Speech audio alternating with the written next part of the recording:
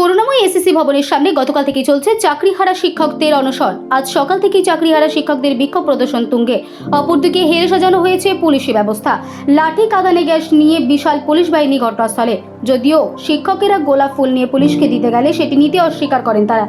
এত বিশাল পুলিশি ব্যবস্থা দেখে প্রশ্ন তুলছে চাকরিহারা শিক্ষকেরা যে আবার এখানে কসবার মতো আজও লাঠি বা লাথি খেতে হবে না তো। আসুন দেখে নেব সেই চিত্র। আমরা পুলিশদের সঙ্গে বন্ধুত্বপূর্ণ সম্পর্ক স্থাপন করতে চাইছি। আমরা চাইছি যে আমরা সমস্ত রকম সহযোগিতা ওনাদের করব এবং কোনো রকম অপ্রীতিকর ঘটনা আমরা ঘটাতে চাইছি না।